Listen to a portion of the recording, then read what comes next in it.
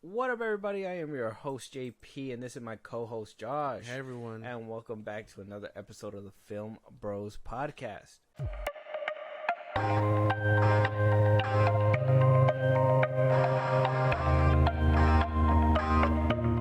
All right, Josh. We're hitting the end of the year. Mm-hmm. Numbers are coming in. Things are leveling out, totaling up. The tallies are coming in. We're going to find out who is reigning champ of 2023, even though in my eyes all the studios are losers, and I am talking about the studios. I'm talking about Warner Bros, Universal, Paramount Pictures, Sony Pictures. That everybody had movies to put out this year, but only one studio put out what I believe to be a continuous stream of movies.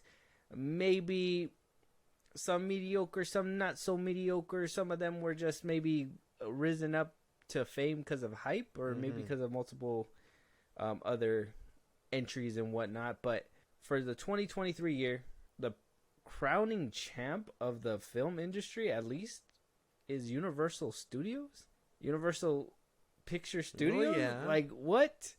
They had multiple. They had about 20 films this year. They put out. Damn. Some of their highest grossing were Super Mario Bros. 1.36 billion.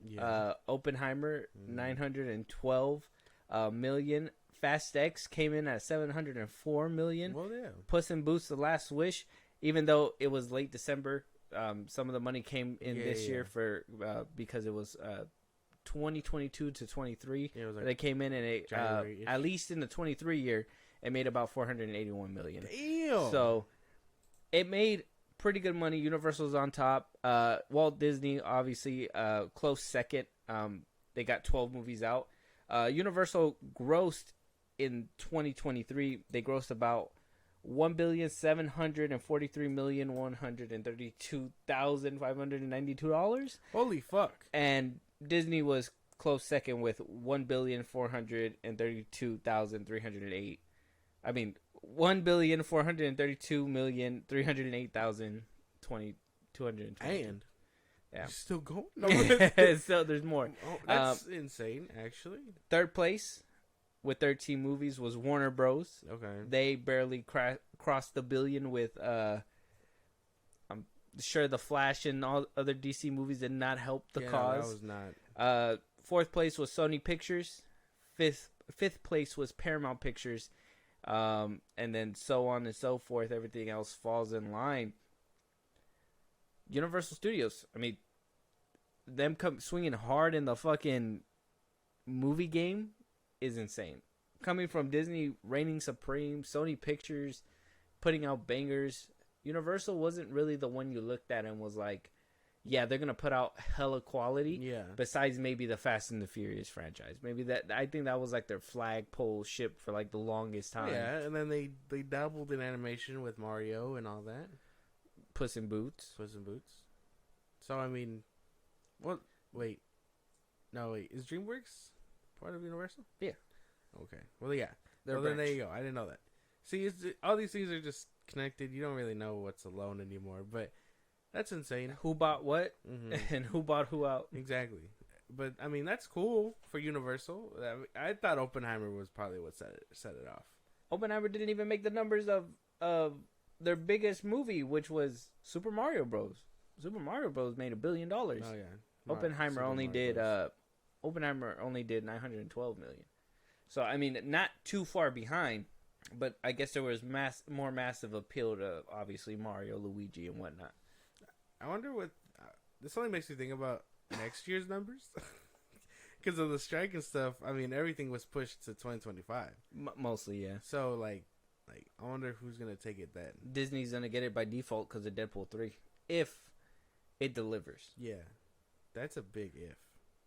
Damn. Dune Part 2. Maybe Warner Brothers might be able to save something with Dune Part 2. Maybe. And then I think late 24 isn't a couple bangers coming out. I heard recently, apparently Saw 11 got greenlit. So I mean, I gotta do some digging on that. But apparently that's coming out late 24. I think I saw that too. September release or something like that. Yeah, late 24. So I mean, Maybe there is some decent movies that are going to come out. Not as heavy as this year, I don't think. Obviously, you're right. A lot of things did get pushed back to 25 or late 2024. So maybe the beginning half isn't going to be too hot. Besides maybe Dune 2, Furiosa. I don't know how much that movie made waves. And Kong? Godzilla versus Kong. That one might be a Warner Brothers like hit. Could be. If there's a story behind it, I don't know. I'll just say the trailer didn't look that great to me. You just don't like anything. But I like all this comes to a point of they made all that money, and now they can pay their actors fairly. I feel like we're coming up on the dub for cinema and everything involved. We made it through a pandemic. Now we had a waiver, a strike. Yeah, this might be the comeback. This is a comeback time. We're about to see something crazy happen. Things are gonna happen. Amazing in cinema. So much great things that finally we got an update on the Silk show that is gonna be happening. It is gonna be happening. So we did talk about in our last episode that Spider-Man Noir was greenlit and they were getting it up and running, and we kind of looked at each other and said, "What about Silk?" Yeah, well, that one's the one. That SAG was basically suing Amazon for not putting the writers back on as soon as the strike was over. Yeah. Now the writers' room will be reopening. They're looking to reopen right in the new year, January. Maybe keep it up and running up until May or so, just so people can have enough time to work. That's more than enough time, I think, and then hopefully get the steamboat rolling for an actual Silk live action adaptation, or not. That was one thing that I was thinking about after we're done talking about the Noir series. Is it going to be animation? Are these going to be animation, or are these all live action? I mean, if it's animation, they don't have to worry about swinging or nothing. All the problems that I brought up on the last episode, but I don't know. I thought it was live action. I would assume. Maybe it's just in the workshop phase, and they haven't decided if it's going to be real or not. Probably, where they're like, oh, do we have the money to actually make this like this or make it this way? Still sounds like it's going to be a high budget thing, live action animation. You could probably make it do a lot more crazier things, different things. But I would be lying if I didn't say I would want it in live action. That's why. But at the same time, I don't want shitty CGI that I'm going to look at it and be like, good, CW made this? And it's different because she doesn't, I mean, they could probably change it, but in the comics, she doesn't shoot it like that. She, makes it with her fingers. She shoots it out of her fingers? Yeah. That's pretty cool. So, every single finger? So, it's 5 webs at one time? Well, yeah, and she could, do it individually, but that's how she makes, her suit. Peter's like, you gotta get dressed, and she's like, I got you, and then she does her, a whole thing, and she makes, her first prototype suit is, out of her webs, so. Just because she was able to string it along with her fingers? What a fucking... See, Peter Parker's obsolete at this point. We got so many better Spider-Men, Spider-Women doing it better. Miles in the comics he uses his, Venom strike, and he can make, a sword with it. What the fuck? I don't know how. The Flash show, when they decided to have a whole lightsaber? It looks a lot cooler. Oh, well, obviously it's a comic book, I would assume. It looks a lot cooler. I would assume budget isn't a problem with a comic book. They're just whoa, damn. They're just imagine sword here. I don't know. I just hope that there's enough to do a show like this. And like I talked about Noir, when we were talking about on the last episode, is how is this going to connect to Amazon? Well, I mean, from Amazon to Sony. How is this going to connect to the Sonyverse, to the Venom stuff? MCU has their own Spider-Man now, too. So why are we throwing Spider-Man all over the place, It doesn't look like... It looks like... it's a giant mess of a web, but... Does Sony have something under their sleeves, or is this just, them just shooting noodles at the wall hoping that it sticks? Maybe it's just them looking for a way to, keep the rights. I mean, I don't know, because they have to produce something Spider-Man related to keep the rights, right? Movies that hasn't changed. No, it's just movie rights. I don't know, unless they cooked up a deal with fucking Feige and they were like, hey man, sign this contract and we're gonna be able to do all kinds of crazy things. They haven't really released the contracts between them two. I guess that's confidential, or maybe it's just Pascal and Feige being like, shake my hand. They spit on their hands, shake. Do a little leg shake. Kevin seems like the type to spit and then shake someone's hand. Mm-hmm. Put it there, pal. But I don't know. I don't know what it could mean. Everybody loved Nicolas Cage's what is it? His Spider-Man War in Across the Spider-Verse or Into the Spider-Verse. So I think maybe it's just hype, generating hype. His what? His Spider-Man War? His Spider-Man War in Into the Spider-Verse. Oh yeah. And then I don't know how people. I mean, other than being eye candy, they could make Silk interesting, I guess, for live action. What the fuck? What, you think she's only eye candy? You don't think she's an interesting character? Well, she can be. Like some of her storylines are, yeah, but like most notable things people know her from the comics are being bit by the same spider connected her and Peter's pheromones. So every time they're in a room together, they decide to get hot and heavy. That's just because of anatomy and pheromones, because of the spider that bit them. I'm telling you. And they're just like, my animal urge tells me I can't stop. Yeah. So, sounds like fun. So like, yeah, there's that. But if this show doesn't have a Peter, you know what I mean? That's out the window. They gotta actually like cook up something better than what they're like, had. we got a Peter just for that. Johnny Sins walks out. No, Oh my God. That'd be insane. That'd be funny as fuck. It's good that Silk is getting the writers back up and running. It's good that they didn't want to pay that. Yeah, they didn't want to pay it. Or maybe, like I said, they were hoping that it was just gonna go away. They were like, hey, we kind of announced this and we kind of set this up, but do we got to go through with it though?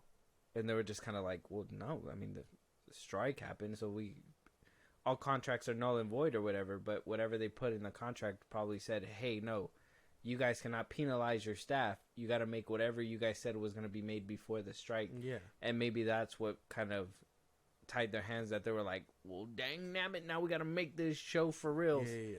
Probably is not going to see a season. Probably will see a season, but not going to see a second season. Maybe. Depends on how good it is. If they can do her justice.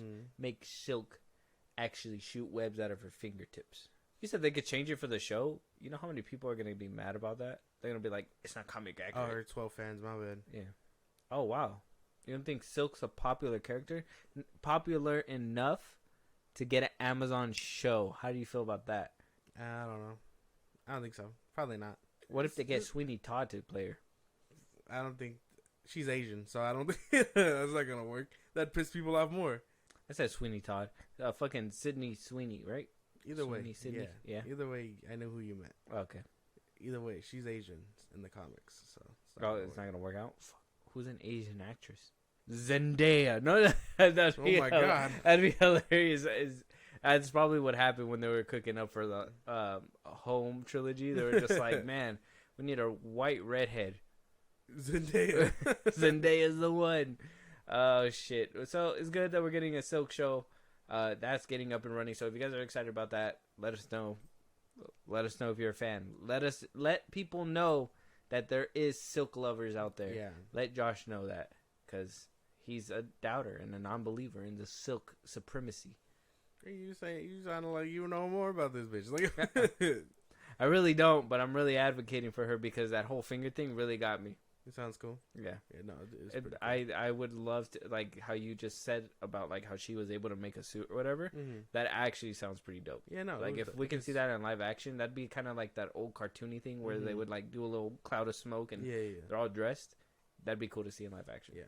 Because that was like her prototype suit, and then she sports. I'm just saying, you hyped it up, and if it's lame, I'm coming after you now. I ain't the one cooking this up. They should probably. I mean, I could probably cook something up. You should probably write a letter to Bezos himself. Hey Bezos, dear Bezos, I can cook for you and your show. There you go. He's gonna be like, why is he using kitchen conversation for a film? It doesn't make any sense. He's not gonna understand what cooking for a film means. Yeah, no, he's not. He'll be like, what? He put a VHS in a pan? Damn. Moving on though, James Gunn obviously confirming, not confirming, letting us know exactly every step of the way till Superman Legacy. Can't be mad at it. So a wild rumor was going around that apparently Kurt Russell was going to be playing Jor-El. Apparently people seen it on IMDb. why IMBD decided to troll Twitter and the internet. Who knows why, but they seen it on there. People went crazy saying James Gunn is a menace and he needs to be stopped. He's just hiring people that he already worked with and who he knew. Yeah. James Gunn came out today or yesterday or sometime over the weekend debunking that on Threads, responding to a couple people on Twitter basically saying that he loves working with Kurt. He's hilarious and fun and talented guy, but that it was never discussed. And in one post, he also went as far as to say that he doesn't fit the role for Jor-El. He doesn't look like Superman's first father of Superman. So he basically debunked it, said no Kurt Russell as Jor-El, not even as a hologram. He's going completely different. Are you okay with that? Well, yeah. Well, what is he supposed to look like? Well, a lot of people were comparing him to what the original. Yeah. And you know what he looked like right here. Yeah. This is what he looked like. He doesn't look like Superman's dad. You know what I'm saying? Yeah. No. Like, how do you look like Superman's dad? You gotta look like the father who would birth Superman. Like, I like to believe I could birth a Superman. He's swimming around in there. Short Superman. Boom. But damn it. Go on. But either way, I think Kurt Russell definitely not the way to go. I think after seeing him actually Guardians 2, like that being the whole celestial father figure thing, it would basically be like playing Jor-El. Basically, yeah. And I think that's why people were drawing comparison too, because, I mean, if you notice, a lot of people would bring up the whole Chris Pratt versus, you know, his father scene, saying that, oh, James Gunn is going to cook because look at this flight scene. They were able to, like, fly and, you know, crash through shit, kind of like Superman would or whatever. And then they also compared it to Volume 3 when, what's-his-face was flying through the city or the place that was breaking down that was full of animals. I don't need Superman flying around like that. What the fuck? So a lot of people were drawing comparisons, and I think this is another thing that people were just drawing comparisons with. Like, well, he's hiring a lot of his people already. Will he hire somebody that he already played with already, aka Kurt Russell, and actually make him that father figure of Superman? So I think people were just drawing all these connections, and they came up to a conclusion, and then IMBD deciding to put it up and be like, yeah, he is playing Jor-El. It's kind of like, well, fuck, IMBD. Yeah. And James Gunn having to come out and debunk it, though I don't tolerate it. This is a simple thing that he could have easily came out and debunked it. But, you know, I got more. I'm giving him an A+ for this in particular spot. I still am a firm believer that he's on the internet way too much. But at least in this spot, this would be if you were off the internet and you only responded to this would make sense. Yeah. I guess that makes sense. But this is weird. I think people outright choosing people for this kind of thing is weird. Because I don't see him as a Jor-El. Honestly, I think what the best Jor-El we had was probably either the OG or the one from Man of Steel. Yeah. Russell Crowe. Yeah. It was like a good mixture of that. Like, that one seems too old. And the other one was a perfect mix of, like, what a warrior scientist what do you call it? Ranking like general. Highly advanced like race society would have for a scientist. Where you're like, yeah, he's all about it, but he'll also deliver the hands. The same hands he delivered to Zod before getting stabbed. I don't just mix beakers. I got the martial arts in me. I don't see him as doing it either. I personally don't think a good chunk of his cast from Guardians of the Galaxy won't even fit within the DCU. But I do believe that a good chunk of the cast from Guardians of the Galaxy will fit into James Gunn's universe because he is going to turn these characters inside out. Kurt Russell was just something that I was just like, woo! I knocked off all the fucking sweat off my brow because I was like, dude, this is really what he's going to go with. We're going to see Chris Pratt in one of these movies at one point, and it's just going to be fucking ridiculous.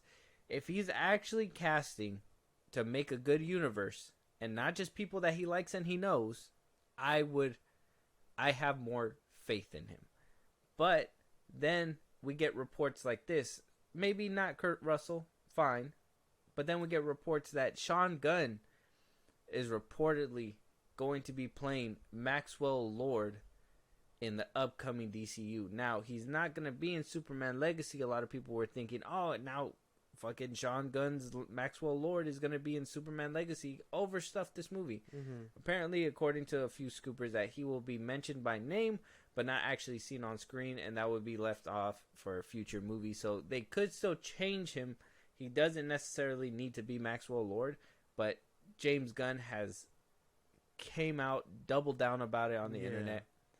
A lot of people are calling him a liar, a hypocrite, saying that nobody in the DCU is going to be playing the same character twice, whereas his brother has played 4 different DC characters. Yeah. Starting with Weasel in the Suicide Squad, Calendar Man in the Suicide Squad, G.I. Robot in Creature Commandos, and now if Maxwell Lord is exactly Sean, or like if it's what people are saying and it's going to be Sean Gunn, then that would be his 4th role within the DCU. I mean, an ongoing role too, especially if he's still doing Weasel in the what do you call it, the Creature Commandos, right? Mm-hmm. This is like an always interesting talking point, like nepotism, because I understand if I was a director and I had the tools and everything, I'd put you in a movie.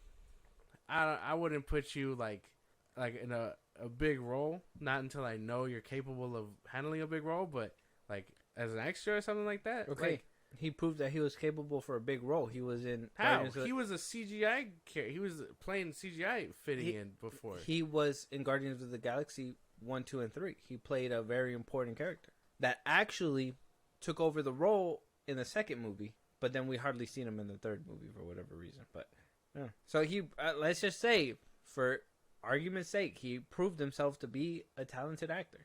And he can... Talented enough to play the 4 people in the same universe without batting an eye? Well, let's be fair. Weasel's a CGI suit, right? I mean, we can be fair with that. G.I. Robot is going to be a voice role, so I don't know. He could change his voice. It's kind of like D.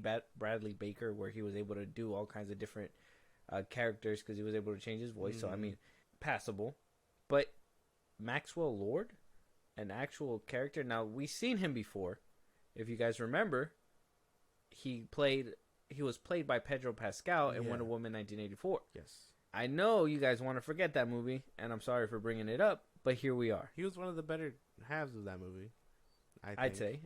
I mean, he just played another father wanting to bro down with his kid, but it is what it is. It's the role that he plays, and he does it well. Yeah. Very loving guy, I guess.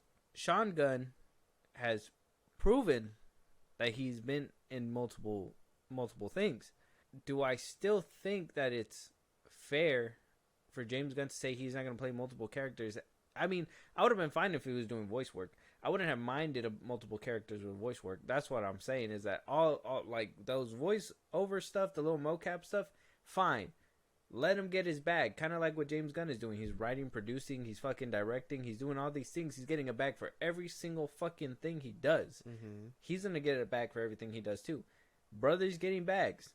I don't see the problem there. Where I see the problem is, like I said, he is an established actor. I personally don't think he's good.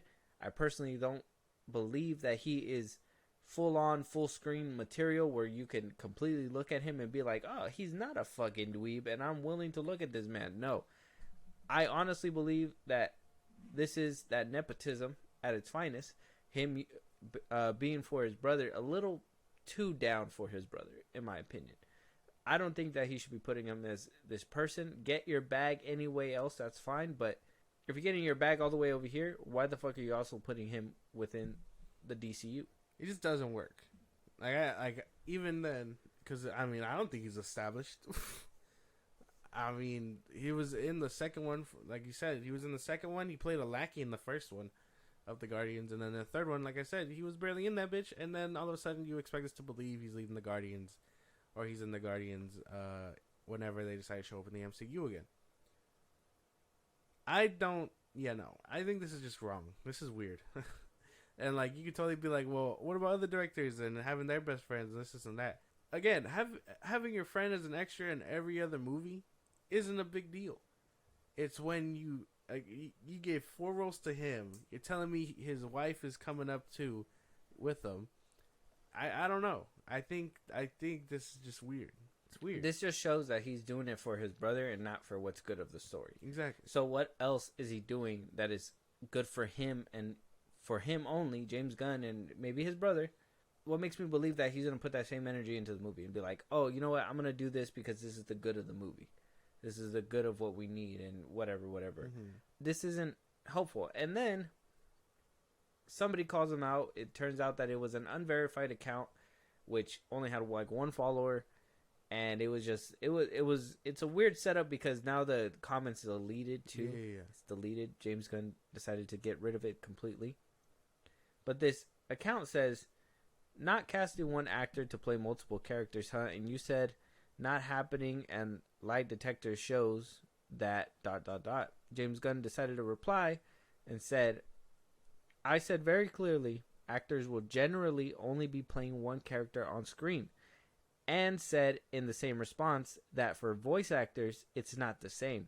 Sean Allen Taduk, Maria Bakalova, Steve G, Etik, all playing multiple roles in Creature Commandos. That doesn't mean they won't be playing different characters on screen.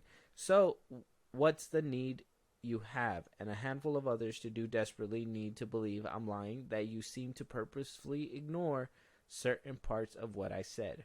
And that's it.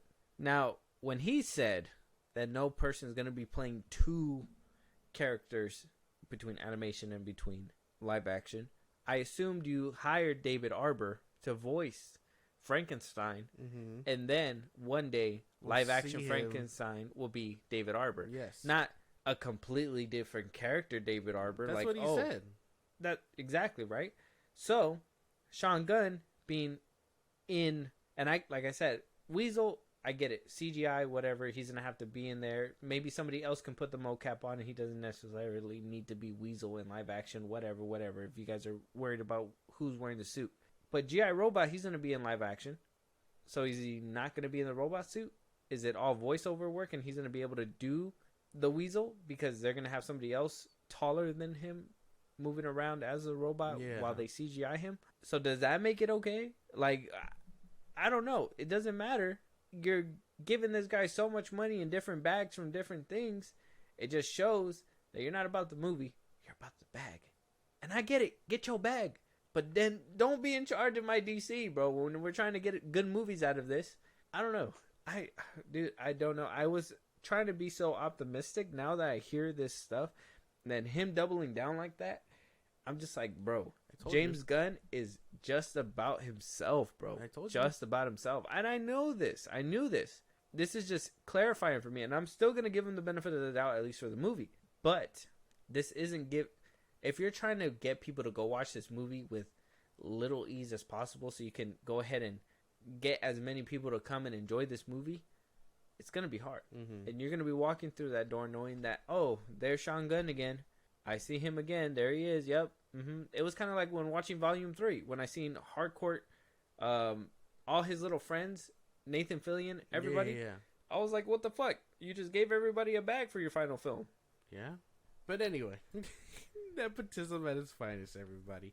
It was fine when he was just a background character or whatever. Like like the Calendar Man role, it would have been fine and a throwaway if Calendar Man, was just that, like a cameo, a throwaway.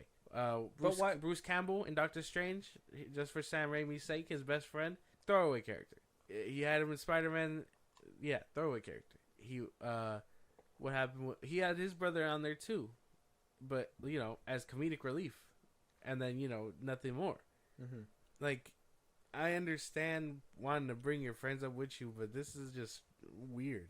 Trying to make them more involved in things that they probably aren't a good fit for, and only fitting them in because of your friend. And that's wrong. Yeah, that's very wrong. It's disgustingly wrong. It doesn't work. It's weird. Well, I guess other people that are sharing our sentiment, and it sucks to be on the same side. It's Zachary Levi. A lot of people are coming out, getting on his neck top, because of the words that he says. Mm-hmm. Now, I listened to the full quote with context, so I don't share everybody's view. I still think he wouldn't be talking out his mouth if he had a slot in the new DCU as Shazam. Oh, yeah. So the fact that he is talking out of his mouth says something and proves something that I want to talk about after we hear the clip. So I'm going to go ahead and run it first, and then you let me know what you think. Love you as Shazam, and I want you to know that I think you're fantastic. And I really wanted to know, has there been any recent conversations about where Shazam might go next? No, no, there hasn't been. It's all well above my pay grade. I don't know. Yeah, listen, I'm really proud of both films. I really think the second film was, in some respects, even better than the first. And then the first was really good. I'm really proud of both of them. It ultimately didn't do at the box office what everybody hoped it would do. But so I don't know ultimately how that plays into the fate ultimately of where it goes. But if I only ever got the shot to do the first two films, very grateful for that opportunity because it's such a delightful character to play. It's Christopher Reeves in Superman and Tom Hanks in Big in one role, and that was my childhood. And so getting to bring that to life was so much fun. I would love it. I would love being able to do more iterations of it. I would love to collaborate with Nathan Fillion's Green Lantern. I think there would be. Are you interested at all in going the Jason Momoa or Sean Gunn route and just playing a whole new character since this is a new universe rebooting? What do you mean, a new character? I think Jason Momoa is playing. He's not going to be Aquaman anymore. He's playing somebody else. Sean Gunn, it just was announced, is playing Maxwell Lord. But Sean was never established in the DC universe. So he's played Marvel characters, but but this is his first DC character. No, he was Calendar Man, and he was Weasel, and he's been in Suicide Squad. Yeah. Yeah, but those are kind of more cameo-ish. I don't know. I think this. I don't know. Listen. When you're the brother of the guy who runs DC, I guess you get to play whoever you want. And as far as Jason though, are you referring to Lobo? The only character I've heard rumored was that Jason really wanted to play Lobo, but I don't think that's happening. I don't know, but maybe he will. I don't know. Well, he's playing Lobo. I guess it's out the window. We know he's playing Lobo.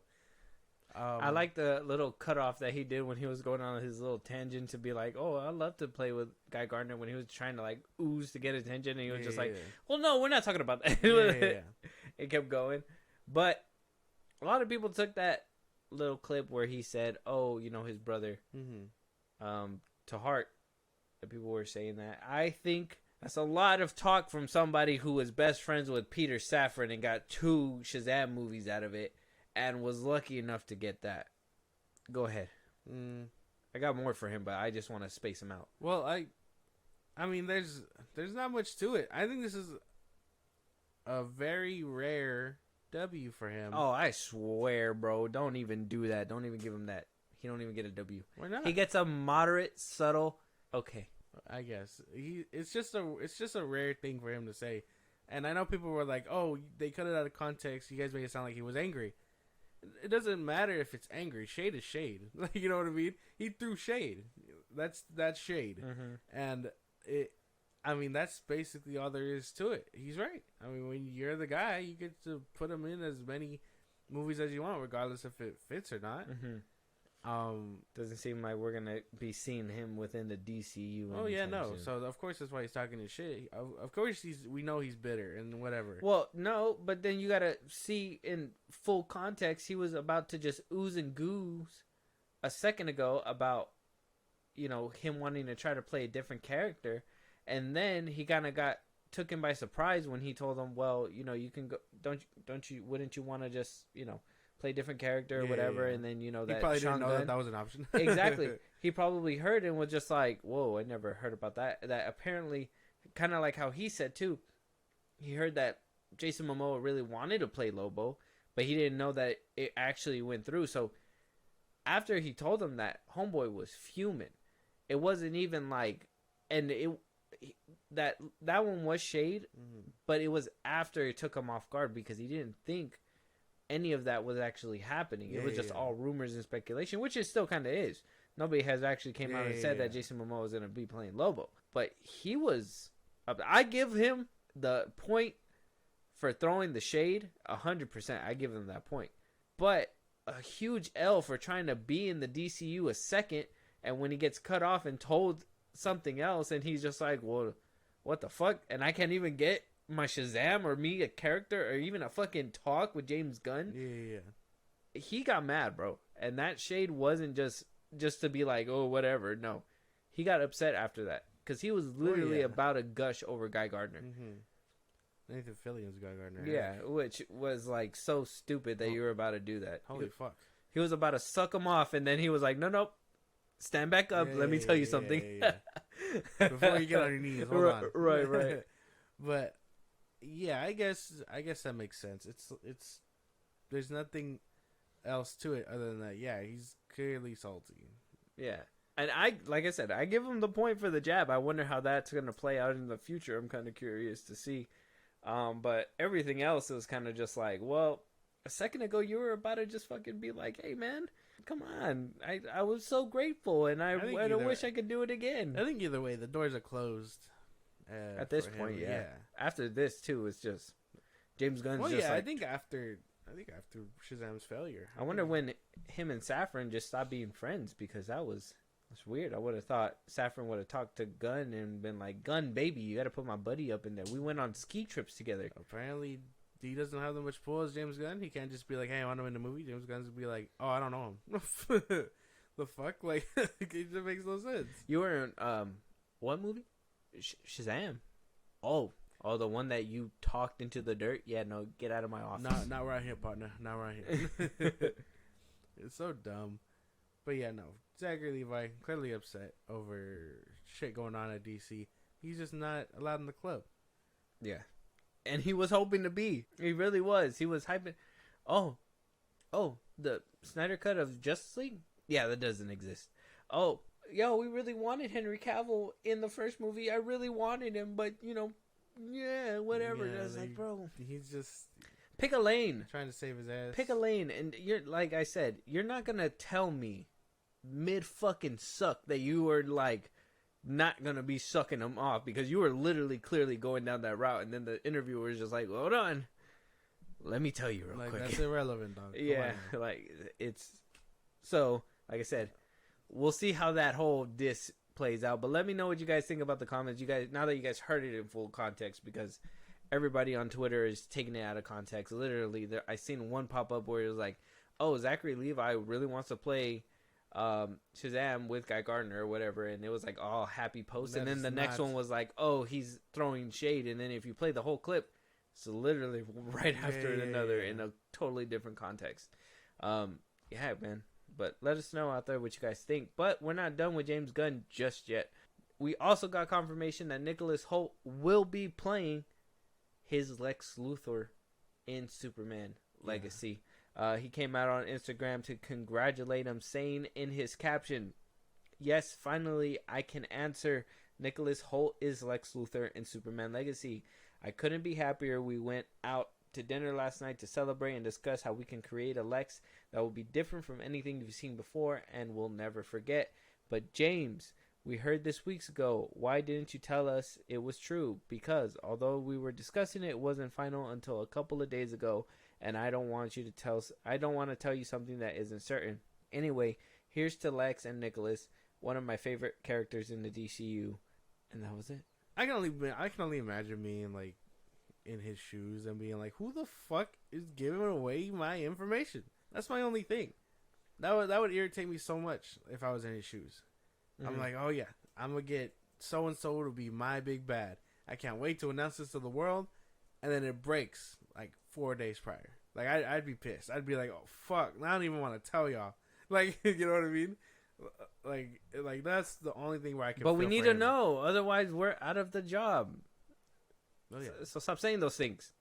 Promote this shit. Well, no.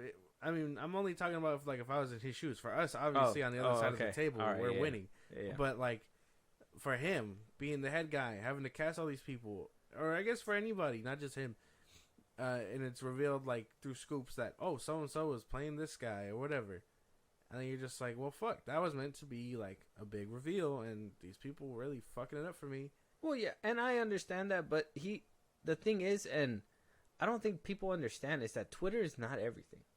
Like, people off of Twitter don't see all this stuff. So it's still a big reveal for some people, for a lot of people. But there's only, like, certain groups and niche groups on Twitter that really see a good chunk of this stuff. And these are people that really want to know.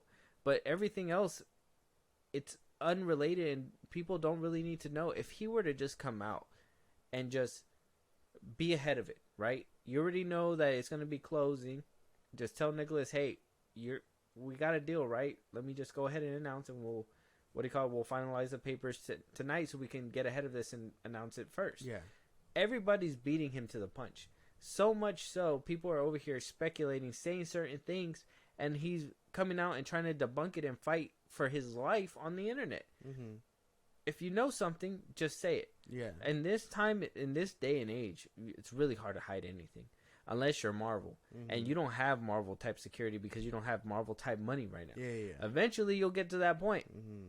But big dog, if you know that people are going to be coming out and saying your shit, then maybe you should be thinking of, one, tightening up security for sure. Another thing is ensuring that that you beat the scoopers. Make sure that you keep everything on the hushity hush, and then go ahead and announce it ASAP. Especially right now, you don't need a large panel to announce all this shit. You just really need to get the word buzzing about this movie. Yeah, saying that it's going to be different. People are going to be coming out like what he tweeted earlier, and this is fine.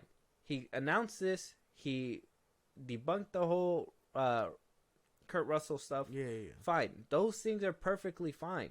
When you come and fight people and double down on shit that really you said, and you know that you weren't going to be able to stay true to that word, so maybe you did put yourself in that, but now here you are fighting for your life on the internet because you're always talking to everybody. But he tweeted this out. He basically said, confirmed roles for Superman Legacy. Yeah. And he put Superman, David Cornsweet, Lois Lane, Rachel Brosnan, Lex Luthor is Nicholas Hoult, Jimmy Olsen, Skylar Gisonoto, the engineer Maria Gabriela de Ferrara, Eve Tessmacher, Sarah Sampio, Mr. Terrific, Eddie Gathigi, Hawk Girl, Isabella Merced, Guy Gardner, Nathan Fillion, Metamorpho, Anthony Kerrigan. Yeah. And that's fine. Thank you. Thank you for putting that out. You said somebody that was going to be on there. You clarified it to make sure that everybody is on the same page with you. You went ahead and you put a list of everybody that's going to be in your movie. Yeah. You debunked the bad stuff. You basically said, these are all the people. Jor-El's not even on the cast yet. He's not even Kurt Russell. You debunked it. Doubling down on the internet because somebody said that you weren't supposed to be casting your guy twice, instead of just being like, I did say that, but mocap and this is different, whatever. If that's your differentiation, then let it be known. Because how are you going to say that David Harbour is going to be playing Frankenstein, but now he's not going to be playing like live action Frankenstein? Yeah. You know, so if you're off the internet, there would be nice times, but the little bit in between and all the past shit has not been good for him. It's not lining up. It's just I don't know what it is. Honestly, it's a lot of just being on the internet, not talking when you're not supposed to, or whatever, when you could just easily come out and say these things. Because, yeah, he's not beating it to the punch. But back to the matter at hand, an unforgettable Lex Luthor. Look, man, I don't want you to start, bro. I know what you're going to do. I know what you're going to say. What am I going to do? I know what you're going to do. You're going to be like, we had one of those. Oh, we had two of those. Okay. 3 of those. Oh. Depends on how you feel about Smallville. Okay. Yeah, I believe it. So, what's your point there? Do you have... I guess, do you have a favorite Lex Luthor? I like Kevin Spacey's and Jesse Eisenberg's. Those are my 2 favorite. Yeah. Those are my 2 favorite iterations. We're in the same boat then, because... Yeah, the dude from Smallville, he did a good job, but I was just more like, TV budget show. Yeah. Like, I like Smallville, but it was just more like, this isn't what I'm... Too dated for TV. Yeah, it's not really something. And even as a kid, too, I liked it because it was nice, but then growing up, I was just like, well, it wasn't it was good. It was a good performance, but it wasn't like, oh fuck, like how people ooze over it. But it was one of the better portrayals, I'd say. He's still oozing over it, apparently. Well, of course, because he was in there and whatever. But look, he's not gonna be Lex Luthor anymore. I think he would make a fine Lex Luthor, and I think Nicholas Hoult will be good at it. Hopefully, part of the greats. Would I have liked to see more Jesse Eisenberg as the character? Fuck yeah! But if we're going in a different direction and it's Nicholas Hoult, well, I've seen him in multiple movies at this point, and I think he has the chops. I think he got it in him. I guess it's just a matter of writing then. Yeah, depending on what James Gunn is going to put for him, because does that mean that he's going to be the villain and he's going to be in the movie? Depends. There's a couple of ways that they could go about the route. I mean, if he's supposed to be like longevity, he's probably not going to be like the head big bad. Maybe pulling the strings for the Authority or something. Something like that. I don't know. Using them to like cover up his evil deeds, because a lot of Lex Luthor's thing is like, I'll get caught, but then I'll get released for insanity, do more evil shit, and then get caught again, so on and so forth. So maybe he can go that route. That would get tiring very fast, or whatever. Or who knows? I mean, it's happened in the comics recently. Lex Luthor had a whole weird redemption arc where he wore like a Superman like robot suit, and like he helped Superman like save the day. He was smitten by him for a little bit, yeah, and then he got Martian powers out the wazoo, and it made no sense after that. But I mean, he's back to being a bad guy now, so it doesn't even matter. But I don't know. My favorites, I only brought it up because my favorites were Kevin Spacey. I know I think he's still in hot water. And then, Jesse Eisenberg. Yeah, just the fact that Spacey was able to do the deed just within his old woman just to get the fucking will was insane in that movie. I was just like, dang, did he bang this old broad? Like, what the fuck? That movie was insane. Kevin Spacey was like, ain't no limits, my boy. Superman Returns. That's exactly what happens to his character in the beginning of the movie. They kind of make you forget about it because he almost kills Superman, but it's right there in the beginning of the movie. Yeah, we know you banged that old lady for some money, my boy. Yeah. Ugh. Unforgettable. You should be ashamed of yourself, Lex. But let us know about all that right now. Let us know about what you guys think about Zachary Levi. Let us know what you guys think about James Gunn.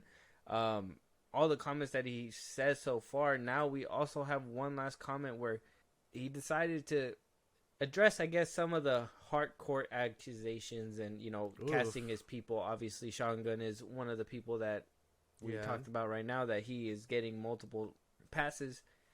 And so this Twitter user or Threads user said, at James Gunn, since there is a place for Shazam in the DCU and both Shazam 2 and Peacemaker had teasers for the Justice Society, can we expect The Rock to remain our Black Adam? I know nothing has been said. Just please consider this, and if possible, make it a reality. Thank you for everything so far. Oh, man. A fan of both those things? What the fuck?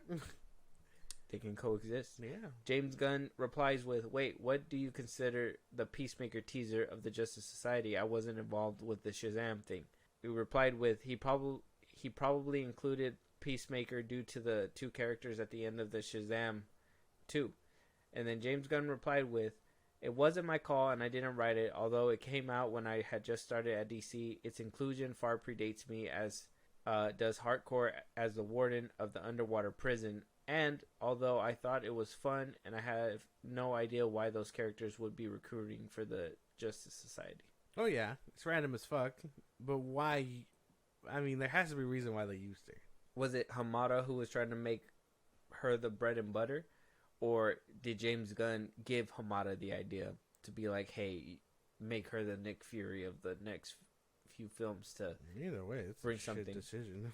So, I mean, he can easily say, well, it wasn't my inclusion. He could easily float that way. But does it mean, did you not have a hand in it? You're not going to tell me that, well, Black Adam came out right around the same time. Mm-hmm. But he was already working on Superman Legacy way before, remember? He said that. He said that. He did say that. Yes. And he was already working with them because of the Suicide Squad and all that stuff. Yeah. So he could have floated the idea, well, maybe you could put her in this film to kind of tie it together. Yes. Oh, Hamada was like, that's great idea. I got it. we'll do that. Hamada says, hey, we got to put him in the underwater scene, whatever, blah, blah, blah. Yeah. And maybe let's see about... And Shazam 2, that one was way out past his even... Like, he had multiple months to shoot that little cameo at the end.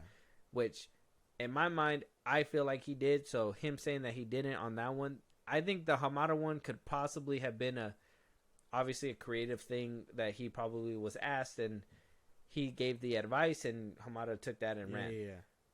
Shazam 2, he had to have had some kind of involvement in that one. Yeah. 100%. You can't tell me you didn't, because I know you did. Well, yeah, they started the course correction kind of after the fact with all those movies and whatnot. So, bingo. I'm sure he gave them the idea for that shit. And yeah, again, since it wasn't well received, he could totally flood it toward Hamada and be like, that wasn't me, you know, but we know. It's fine, you can lie about it, but we know. Same thing about working under strike. We know, dude, it's fine. We know you won't own up to it. We get it. Your monster's in the closet, what's so on and so forth. But we know it's there. Exactly. We know. Exactly. We know. Let us know what you guys think. Did he put hardcore in those movies? I think he personally did. I mean, he put them in Guardians of the Galaxy Volume 3. You think we believe you, Gunn? The fuck, bro? Like, you lie to us in our face and you just expect us. You're not Disney. Yeah. You're not Bob Iger. You're not Kevin Feige. Mm-hmm. You cannot gaslight us like that. We know you. You're not the CEO just yet. Yeah. Figure it out, buddy. Figure it out. Moving on. Now that apparently Filoni's making some money moves with that whole promotion he got. Yeah. Apparently there's some reports saying that season 4 of The Mandalorian is hereby canceled. We're not getting a fourth season. But we are getting Mandalorian season 4 in the form of a movie that will tie into the Filoni movie that's going to be coming out in theaters and the next... Heir to the Throne.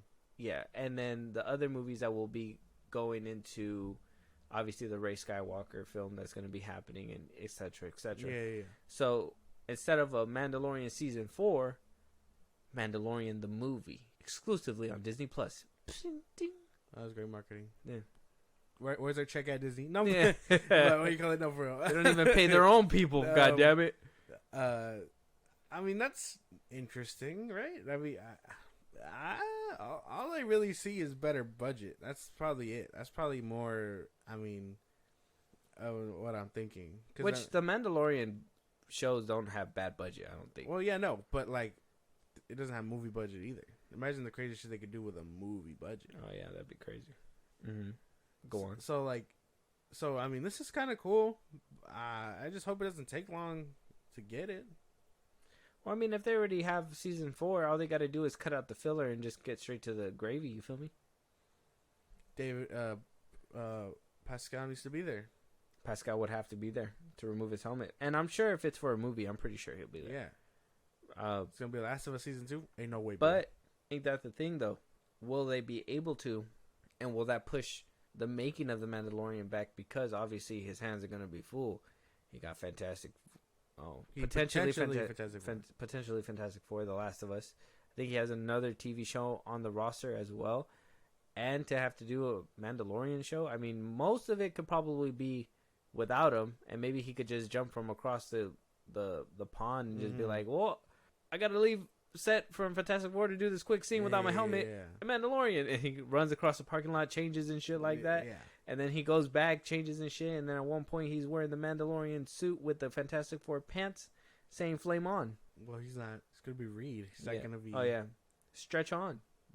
Stupid. Oh, but yeah, no, that's my only concern. Because if we get if it's another thing where he just doesn't take his helmet off, it's gonna be annoying. It's soulless. There's nothing there, nothing tangible underneath him. You know what I mean? Unless you're Andrew Garfield and you can fucking emote like crazy. Well, yeah. I mean, even then, Din Djarin doesn't do that, so. Right, he's a serious badass brute. Exactly. So, I mean, I don't know. I feel like he has to be there. But other than that, this is kind of cool, I guess. I can get behind it. I just hope it doesn't take forever. Me too. I want to see a movie. I want to see a feature film. I want to see it on the big screen. Now, if it is just made into a movie, and they're just like, hey, we could probably just tell this whole 4th season within a movie, and then still be able to set up whatever's going to happen in the big screen. Yeah, I can wait a little bit longer for that big screen movie. Yeah, if they're going to just put it straight to D+, that's fine. But there's my problem right there is that, first, you're not really getting your cinematic universe off with a big bang if you're just putting it on Disney Plus and expect people to pay the subscription to know what's going to happen in the big movie. Yeah. Because they're going to go and watch it in theaters, and they're going to be like, well, I got to fucking watch whatever happened here in order to go up there. I would assume putting season 4 into a movie and then putting it on the roster to see it on the big screen, that would probably help. And then, obviously, Star Wars doesn't do cutscenes, but if at the end they say, hey, a little treat is a sneak peek to what's going to happen in the new Heir to the Throne film, like, we have a little bit shot, here's a little bit of snippet, whatever, blah, blah, blah, and then, hype people up like that. And then they'll come for that next movie, and then people will get hyped for the Rey movie and, stuff like that, but you'll be able to build suspense that way, whereas, shoot yourself in the foot, potentially, with the Disney Plus opening. Yeah. Hopefully they got it planned out, because, I think a straight-to-streaming movie would kind of defeat the purpose. I mean, they could make it a grand thing, Mandalorian, whatever, call it whatever they're gonna call it, and then Star Wars scroll to catch everybody up. As easy as that. That's what it does. That's what they do. See, they don't have to worry about getting a narrator because we have that already. Disney, why the fuck you didn't put in a few certain movies is beyond me, man. Who knows? Man. He's very upset. No, but I'm excited for at least a potential movie. If this is actually true, who knows if this is a creative decision by Filoni and he's like, hey, man, I'm ready to fucking shoot for the stars. Let's get this into a movie. There's another problem that I have. Yeah. Some of Filoni's stuff hasn't really been hitting. I mean, a lot of his stuff has been a lot of fanfare for me.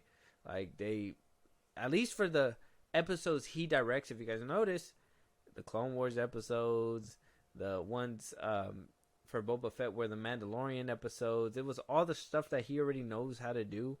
Nothing really new came out of whatever he was doing in his episodes. The only one that I thought showed promise shit the bed with his own season, and that was Robert Rodriguez with Boba Fett. And that season was just given to Mando, and that shit was crazy. So, directorial-wise and, producer-wise, at least with Filoni, I had trust in him, but I just don't want fan service out of Star Wars. I want a story that's going to push shit through. Yeah, I mean, I don't see why he can't just give it to Favreau. Let him cook. He has movie experience. This is his baby. Let him write the story or what? Well, yeah, I mean, it's his show. He wrote all 3 seasons. That's true. So, I mean, just let him write the 4th one. Tell him, hey, man, like, it's a movie. Cut filler. Do what you got to do. And then, make it. And then Filoni is going to be like, must write Clone Wars flashbacks in there. And then Favreau's going to be like, hey, man, chill out, bro. I did all that for you. I guess. And then he's going to be like, no, I need to. Anakin Skywalker. Watch. Fucking Filoni, man. I guess. Fucking nerd. I don't give a shit. I had this. You brought it up, so. Yeah. I had this weird thing where everyone is talking about Doctor Who, right? Mm-hmm. I don't know what that is. I haven't seen it.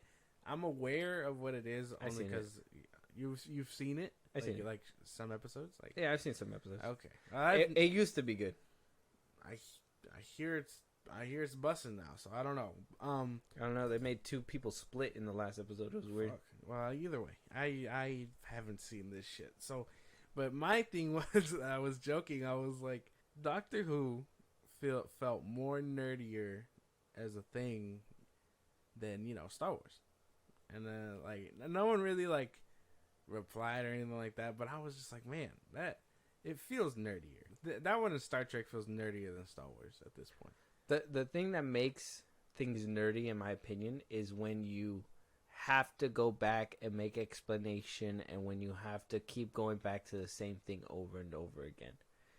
Doctor Who, though, it completely went off the rails. Like, literally, they're exploring the multiverse, and their explanation in those latest episode for, like, another Doctor Who to be involved is that they basically multiverse somebody into the body of the Doctor Who that's existing there, and he came out, they pulled each other apart, and then it was a completely different Doctor Who. He was black. The original one is white. It's David Tennant. Yeah, you know he is. And then he came out of him, but with no pants. Like, he had a shirt and underwear and everything else, but he just didn't have any pants on. It was just this black male who came out of David Tennant. So I guess that explains the black doctor that everyone's talking about. Yeah, that's what's happening, yeah. I just thought it was weird. I peek in from time to time because I hear, like, the person who really shits on it is that neurotic fellow. He really hates that shit. But I do check on it from time to time because I was a fan, like, in the first few seasons, but now it's like on a season 25 or some shit, and I'm just like, yeah, no, I'm disinterested. I'm not doing that. That's insane. It's too much. But I think that's what makes it nerdy is that people stick to it. And so, like, you know, when you don't get movies all the time and all you do is dress up as the same characters over and over and people only know you for that and everything, I think that's what makes it nerdy, that people keep doing that stuff instead of looking to the future and figuring out, like, what's going to be the cool thing, because now it's just dorky and nerdy to look to the past, whereas it's cool and different when you see something new in the future. Okay. And that's why I say Filoni's kind of a nerd, because all he likes to do is get those remember fucking Anakin? Remember fucking Obi-Wan? You remember, like, we get it, we remember them, but if you're putting people in this kind of time frame, we haven't seen a lot of Luke, let's be honest. You guys have the technology to give us a little bit more Luke. Fucking do that. Or recast. But then you have other Star Wars fans who are a bunch of fucking nerds, and all they want to do is, give us back the old Han Solo, fucking DH him, bro. Can't DH everybody. Fucking recast. Nobody cares. Somebody else can embody the character and we can get something good. And if we get something shit, understand that you guys got to cast to get a wider range of audience, to make them beloved, make them an icon. You guys can't look for this next best thing. You got to look for somebody who's going to make the character an icon like the person before it. Yeah. I get what you're saying. It's sorry for the tangent, y'all, but thought it was funny. I think you mentioned it, so I thought it was funny. But that's the only thing that I hate about fan service. Like, it's cool to see it once in a while, but once you see it all the time, it's different. Like, if they would have done in Obi-Wan, if they would have touched on the whole clones being homeless and everything like that, instead of using it as a gag and being like, oh, you remember he was in the 501st, you know, the whole Grand Army that you guys used to love it. It's kind of like that would have improved and drew up that nuance, and it would have made you feel for these characters and been like, well, damn, it's terrible what they did to him. But you could just kind of look at them and you're just like, oh, that is cool. Look, it's armor in real life. And you're just like, well, what are clones doing again? Like, you don't care. The only show that's making you care is The Bad Batch. And they're laying down the groundwork, but I'm like, why don't you give us that in live action? You know, why didn't you show a bummed out clone trooper helping out and basically telling you how everybody was discarded? Give him that conflict with Obi-Wan or something, and not just use him for a cheap fan service cameo. Yeah, that's just my thing. Like, I'm tired of the cameos and the pandering to the old stuff. Let's move on to the new stuff and actually get good new stuff. Tangent done again. Yeah. I see what you're saying. I think I'm making a point. Well, yeah, I see what you're saying. It's if everyone else sees it. Star Wars fans in the comments. Yeah, typing away and shit. Yeah, how dare you tell me to get rid of my things that I love? Bro, move on. It's fine. It'll always be there. Yeah. In our hearts. We're just saying it's time to move forward. Move on with our lives. But yeah, I always thought Doctor Who was just nerdier shit. I would find it to be a lot nerdier and a lot lamer than like Star Wars would be. But then you have Star Trek too. Oopsie for those Trekkies out there. Moving on though, apparently according to the Hollywood Handle and via Screen Rant, that Jeff Fahey and Robert Rodriguez are going to be linking up summer 2024 to be working on a secret project. A lot of people are piecing it together because those are the same two people who cooked up and brewed up Alita Battle Angel. Ooh. And they're thinking that this secret project could be part 2 of the Battle Angel franchise. We don't know. It's been silent. There's a little bit of validity to it because Screen Rant is looking into it. A couple other sites have looked into it, and that's why I kind of wanted to talk about it. Obviously, we know that we want to get another one. Yes. This is a good update. Could Robert Rodriguez be doing this, or could he be linking up for a whole new project all entirely? I hope it's Alita. I mean, I don't see why not. It's not like his calendar's any fuller. But like, I would prefer it be Alita. If it's a new project, I don't know what it could be, but maybe it's just the hype of wanting a second one. I want a second movie. I want a second one. I really like the first one. The first one did really good. Fucking CGI masterpiece, exactly. To be honest. How does an old head like Cameron know how to cook the CGI? You would think it'd be weird, but it's not. It's kind of like, you know, I like what I think all the great directors do is that they really know what practicality does, and I think a lot of the ones who have been doing it for a while know that that's kind of like the way to go when you see certain things. I think the new directors that are coming up, the ones that don't show that same love and faith as, you know, as the old heads do. Yeah. I think they use CGI and they're like, lazy route. Yeah, well, I know how to, you know, make it look real with CGI. Look what I can do, whatever, blah, blah, blah. And I seen that movie that you had told me to watch the other day. And in one of the scenes, there was a pool and there was pink flamingos in the pool. Mm-hmm. And I'm like, I understand it's probably hard to get pink flamingos. So practicality is kind of hard to do, right? But why not actually get flamingo-shaped things and just have, you know, CGI over them and then put them in there instead of making the water CGI, everything CGI, because now you're adding more layers to it instead of having some kind of realism element to it. Mm-hmm. And people, I think some directors just don't want to think outside the bun. But I think James Cameron has an eye for it. I think a lot of these older, even Martin Scorsese, Scott Ridley. Oh, yeah. Ridley Scott, sorry. Zack Snyder, obviously. Who's that new one that's up and coming, too? And he did a good job with, like, practicality. He did Baby Driver. I forget his name. But yeah, but like there's some people that actually pay respect and they know what they're doing behind the camera. But then you have other people that are like, well, you know, first of all, it's cheap, and they're, you know, people are like, well, the studio's only giving me so much, so now I got to do it this way. You have those people too. So you just got to love the craft and want to go the extra mile to fight. That's interesting to think about. But yeah, no, I mean, I'd hope it's a Alita Battle Angel sequel. I hope so too. It would be interesting. People drawing the conclusion that this might be the thing is hilarious to me.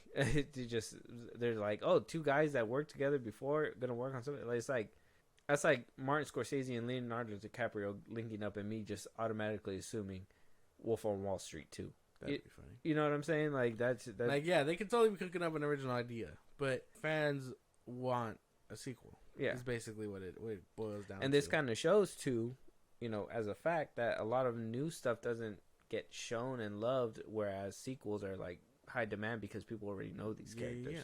And then you have the chance to tell something new, hot, and original, and then you go and you fucking remake the same shit again. Mm-hmm. Hangover 2. Come on, man. Oh my god, that was such a random left hook to that movie.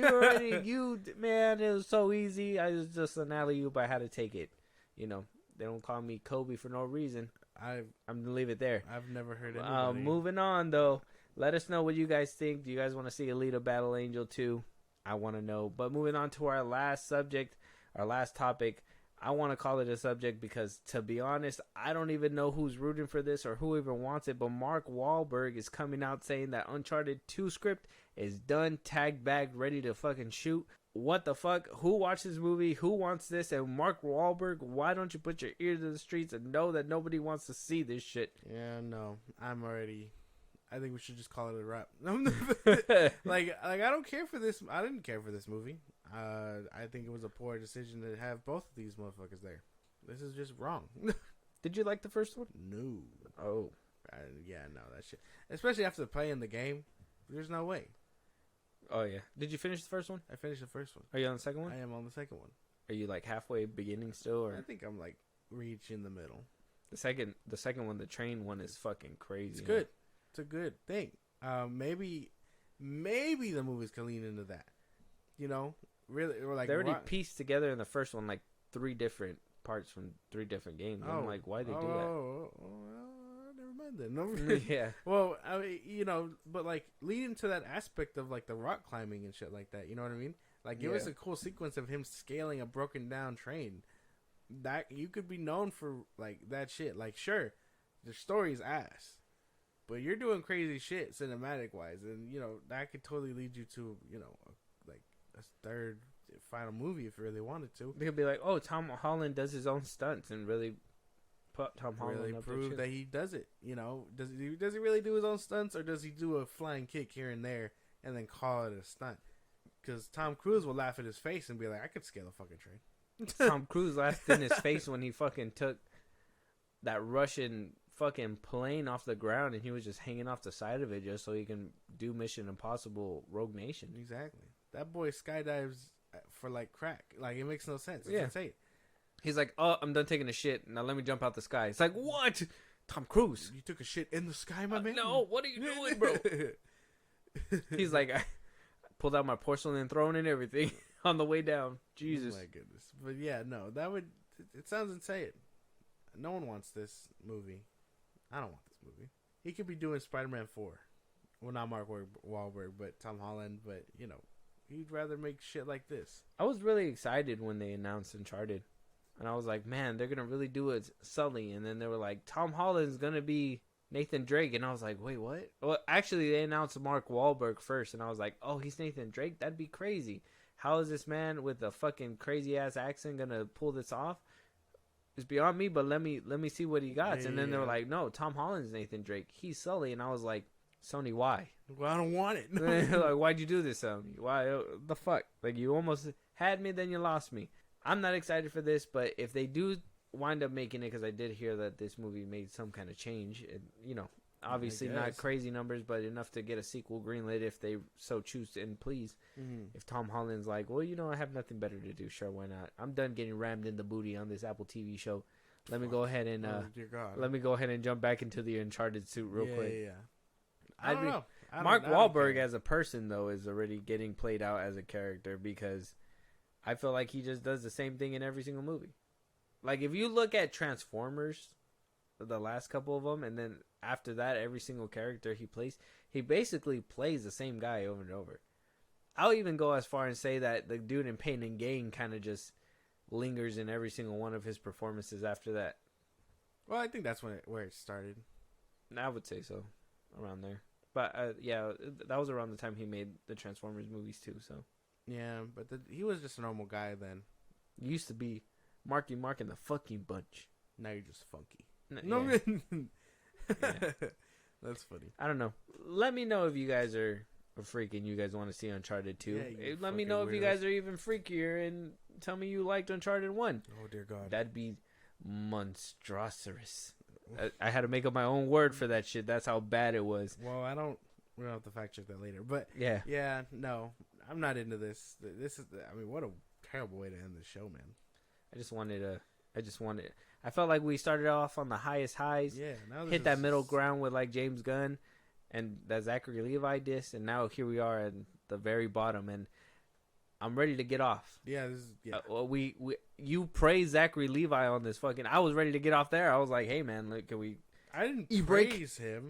Yeah, you were like major W for this, man. I said a rare W. Major W. Major key. I said rare W.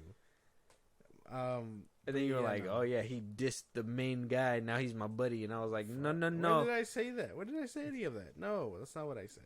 Ridiculous. Playback. Just kidding.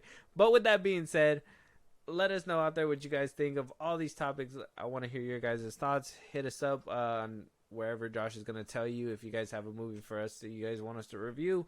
If you guys want to support us in a big way or catch a live one of these days, go ahead, Josh. Twitter, TikTok, Instagram at Film Bros Podcast. We post new episodes there. Get us up there for any news or movies you want us to cover.